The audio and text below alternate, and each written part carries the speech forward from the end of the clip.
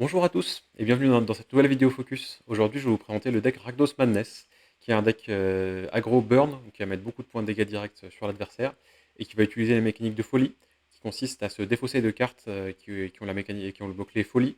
Et plutôt que vous en défausser au cimetière, vous en défaussez vers l'exil et vous pouvez lancer pour un coup de folie. Donc il y a un coup alternatif qui sera souvent moins cher que son coup normal.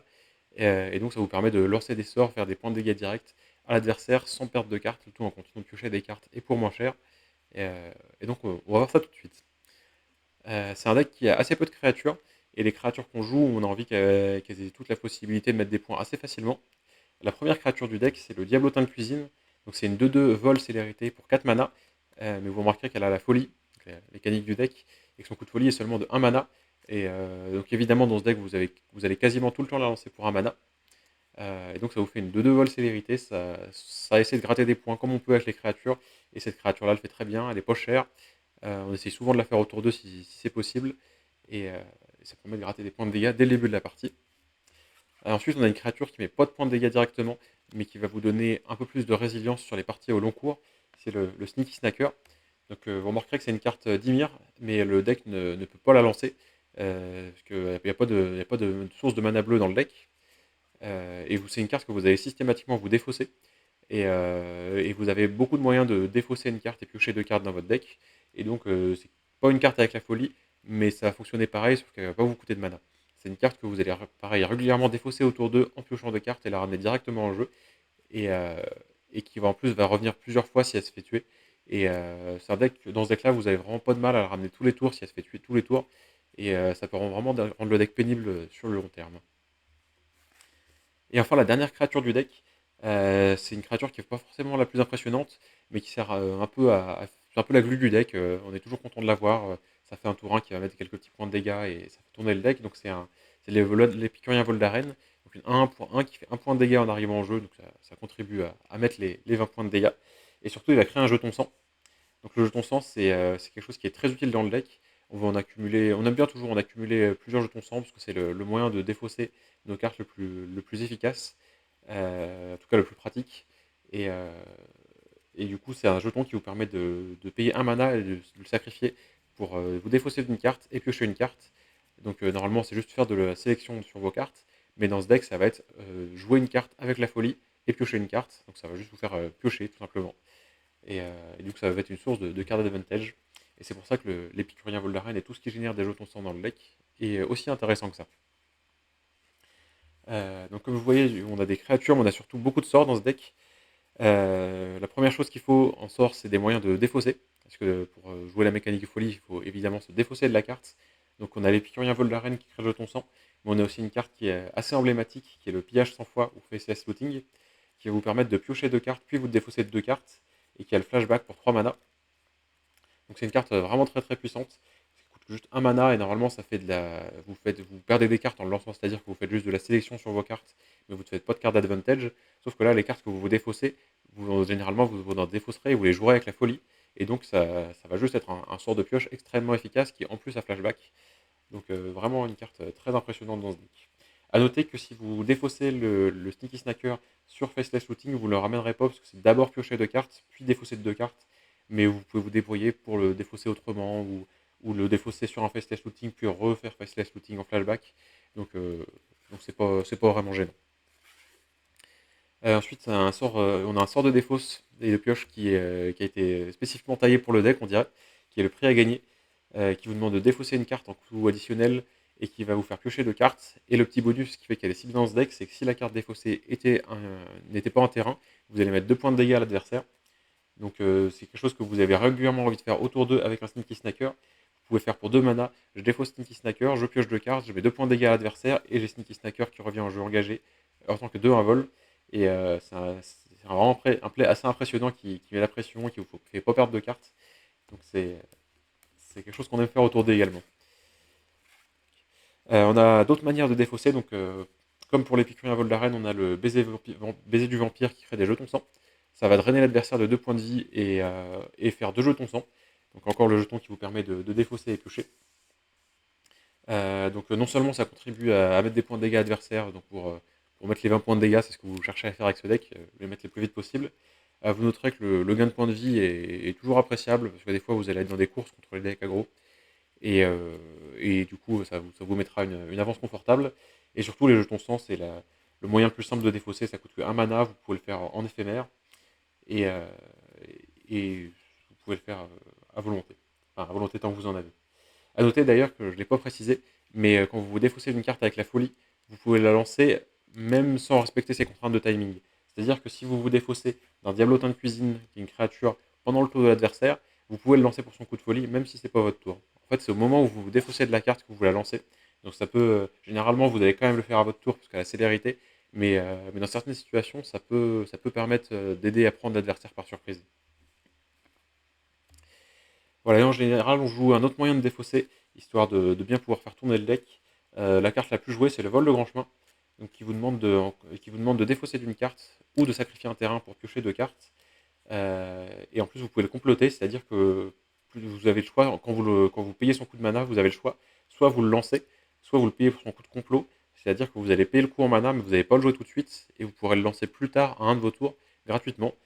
Et, euh, et voilà. Et un intérêt de la carte, c'est que vous, contrairement au prix à gagner, le fait de défausser une carte, n'est pas un coût additionnel. Et donc, si vous faites contrer votre sort, vous allez juste faire contrer votre sort et vous n'aurez pas en plus défausser une carte. Et, euh, et le fait de défausser un terrain en fin de partie peut vraiment être intéressant. Parce que quand vous accumulez des terrains, à force, défausser une carte, ça peut être une ressource qui manque. Alors que les terrains, vous pouvez en avoir en abondance. Surtout qu'avec ce deck, contrairement à d'autres decks aggro, c'est un deck avec lequel vous voulez conserver, enfin, vous voulez atteindre une certaine quantité de terrain.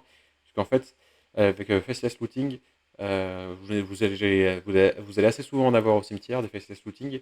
Et donc vous voulez avoir le mana et pour le lancer en flashback, donc pour 3 mana, et pour lancer les sorts que vous pourriez défausser avec la folie. Donc ça peut vous demander 4 mana ou 5 mana. Et donc avec ce deck, vous avez quand même vraiment envie d'avoir vos terrains et de les aligner. Et enfin, la dernière catégorie de cartes du deck, c'est tout simplement les blasts, hein. Pour l'instant, on n'en a pas vu énormément, mais il faut savoir que le deck contient au total environ 75 dégâts directs. Donc ça varie un peu selon les listes, mais peut-être que c'est autour de 70 dans certaines listes. Mais ça reste une quantité de dégâts phénoménale, surtout que c'est un deck qui pioche beaucoup et donc qui n'aura pas de mal à trouver ses dégâts.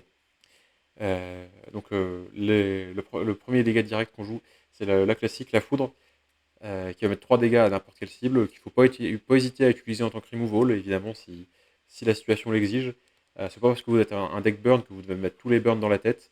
Il y a beaucoup de situations où c'est beaucoup plus judicieux de tuer une créature pour gagner du temps, parce que le temps avec ce deck, c'est encore plus de dégâts que juste 3 dégâts des fois. Voilà, et ensuite on joue généralement l'homologue de moins bien de la foudre, qui est la chaîne d'éclairs, qu'on joue clairement comme une foudre alternative. On joue généralement moins 2 ou 3, et, euh, mais c'est là pour avoir un certain compte de dégâts directs. Et enfin, on a deux blasts qui sont plus intéressants, parce qu'ils ont la folie, et donc c'est des blasts qui vont pas vraiment nous coûter de cartes quand on va les jouer. Donc le tempérament fougueux, donc c'est tout simplement une foudre, mais qui coûte 3 mana, et si vous la lancez pour son coup de folie, elle coûte 1 mana. Et donc c'est vraiment intéressant de la lancer pour son coup de folie, parce que du coup ça devient une vraie foudre qui vous coûte qu'un mana. Et en plus, quand vous la lancez pour son coup de folie, généralement ça veut dire que vous allez piocher des cartes en même temps. Et donc ça rend la carte beaucoup plus intéressante. Et dans le même genre, Charité des Veines, donc qui va drainer l'adversaire de 3 points de vie, donc vous allez lui infliger 3 points de dégâts et gagner 3 points de vie. Pour un mana noir en folie ou 3 mana pour son coup normal. Mais pareil, c'est une carte que vous allez quasiment tout le temps, enfin, en tout cas vous allez essayer de la lancer au maximum pour son coup de folie, parce que si vous la lancez pour 3 mana et sans piocher de carte, c'est pas une bonne carte, c'est inintéressant, même si des fois ça vous permet de gagner la partie quand même. Mais alors que quand vous le lancez en folie, pour un mana, puis drainer l'adversaire de 3 et piocher une carte, c'est juste exceptionnel comme carte. Donc voilà, on a vu toutes les cartes actives du deck, et maintenant on va pouvoir parler de la mana base. On va avoir des terrains qui participent au plan de jeu du deck, parce qu'on va jouer les déserts. Donc c'est des terrains bicolores qui arrivent en jeu engagé, donc, comme tous les terrains popper, mais qui vont mettre un point de dégâts à l'adversaire. Donc ça paraît pas, mais un point de dégâts par-ci, un point de dégâts par-là, ça contribue au plan de jeu.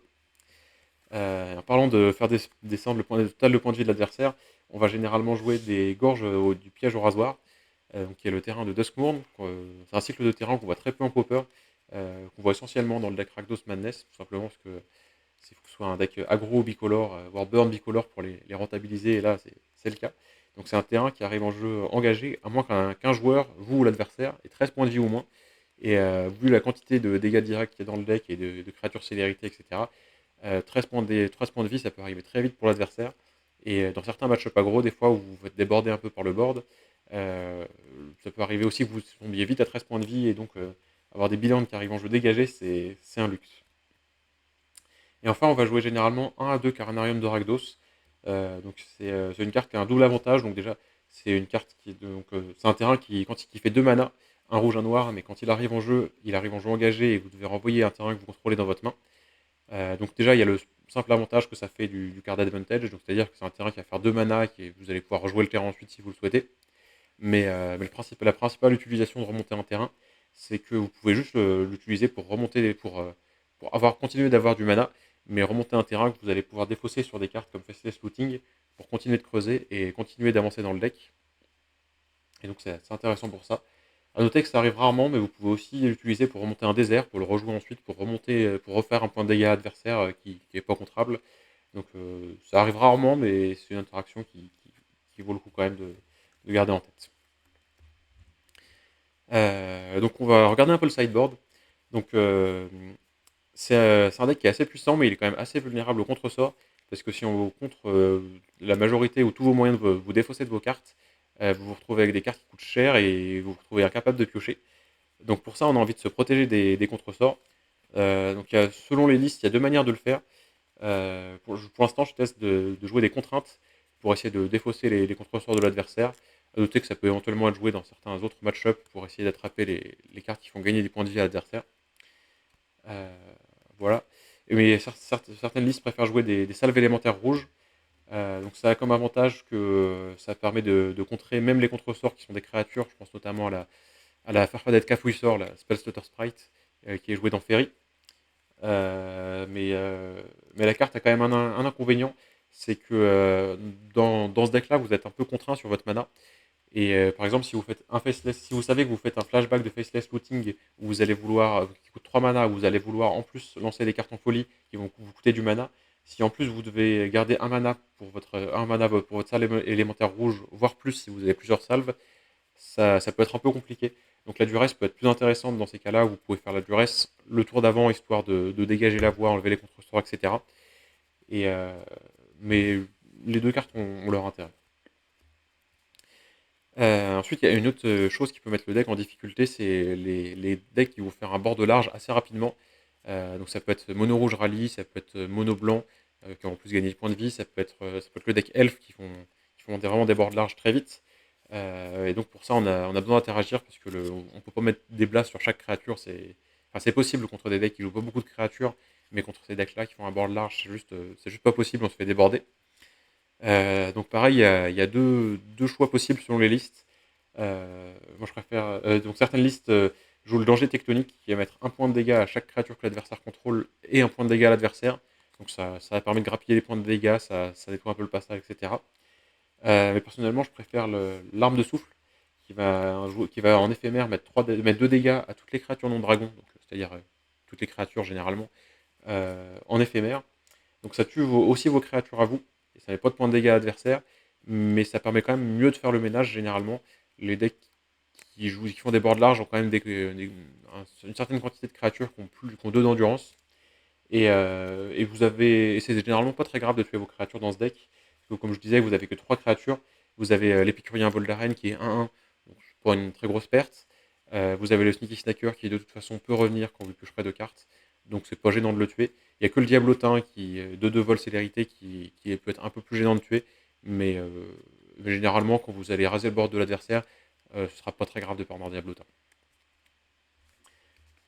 Euh, voilà, et ensuite, comme tous les decks de Pauper, on a des solutions pour les artefacts. En l'occurrence, on préfère jouer une solution qui participe au plan de jeu, donc on va jouer généralement Smash to Smithereens, qui va détruire un artefact et faire 3 points de dégâts à l'adversaire. Donc vous pouvez faire ça sur les terrains artefacts quand ils sont destructibles, et même quand ils ne sont pas destructibles, mais dans ce cas-là, ça fera juste 3 dégâts et le terrain ne sera pas détruit. Mais des fois, ça peut être intéressant quand même. À noter qu'il faut faire attention avec cette carte si vous jouez contre des decks qui ont des effets comme Eviscerator's Insight, qui vous permettent de sacrifier un artefact, une créature pour piocher deux cartes. Parce que si la cible que vous ciblez avec ça n'est plus légale au moment où le sort doit résoudre, donc par exemple si l'adversaire sacrifie son artefact que vous voulez détruire, et ben, le sort ne va pas résoudre et du coup vous ne mettrez pas 3 points de dégâts avec. Donc il faut faire attention à la manière dont vous les jouez, mais ça reste quand même une carte qui est très pénible pour les match-ups où des artefacts, que ce soit les decks Affinity, les decks qui jouent des synthétiseurs, etc. Ou même les decks Tron qui vont avoir besoin de leur prisme prophétique pour fixer leur mana. Ça peut être très pénible pour eux. Ensuite, comme tous les decks poppers, comme quasiment tous les decks poppers, on a aussi de la gestion de cimetière. Donc comme on utilise notre cimetière, on va pas jouer des reliques de Progenitus, on va préférer des bombes à sortilège d'annihilation, qui permet de gérer le cimetière de l'adversaire et piocher une carte, et qui n'a pas besoin de mana pour être activé, donc c'est la gestion flexible qu'on aime. Euh, dans mon side, j'en ai gardé que deux, parce que c'est difficile de trouver des places de side, mais c'est quand même des cartes efficaces. Et la dernière carte qu'il y a dans mon side, c'est Obtenir des aveux. Donc c'est une carte qui vous permet de faire sacrifier à l'adversaire une créature. Et si vous collectez des preuves, c'est-à-dire que si vous exilez des cartes de votre cimetière avec un coût total de mana de 6, vous allez pouvoir lui forcer à sacrifier sa plus grosse créature. Donc ça vous permet de vous sortir de situations contre certains decks qui vont par exemple vouloir ranimer des trolls de Khazad-dûm autour d'eux. Ça vous met en grande difficulté et vous n'avez pas envie de mettre deux foudres par exemple sur un troll, surtout que vous n'êtes pas sûr de les avoir. Ça vous permet aussi de faire sacrifier des serpents éventuellement, puisque vous n'avez pas à payer la parade 2 si vous collectez les preuves. Enfin, même sans collecter les preuves, si vous faites sacrifier, vous n'avez pas à payer la parade 2.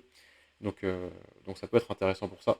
Et contre les decks qui vont jouer des grosses créatures, éventuellement des decks Tron qui joueraient des grosses créatures ou plus courant, Grul Ramp, vous êtes quand même content de pouvoir gérer une grosse créature qui va vous mettre beaucoup de points de dégâts et gagner suffisamment de temps pour mettre les points de dégâts qui restent avec vos derniers blasts, essayer de les piocher, les jouer avec la folie, etc. Ça demande quand même un petit peu de temps et c'est une carte qui peut vous donner le temps nécessaire.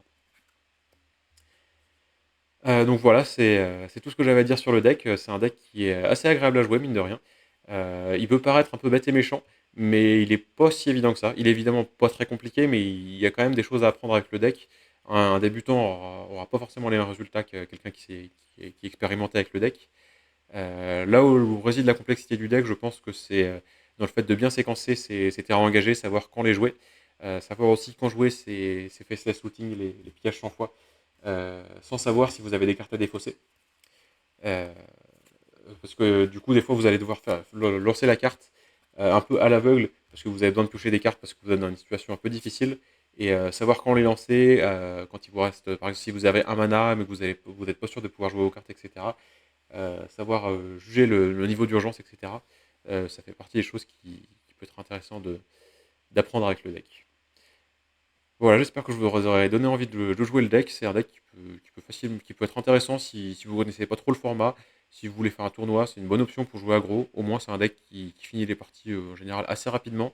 Et en tournoi, c'est toujours une bonne chose d'avoir un deck rapide. Ça évite de se fatiguer toute la journée. Et voilà, bah, j'espère que ça vous aura plu et on se dit à une prochaine pour un nouveau focus.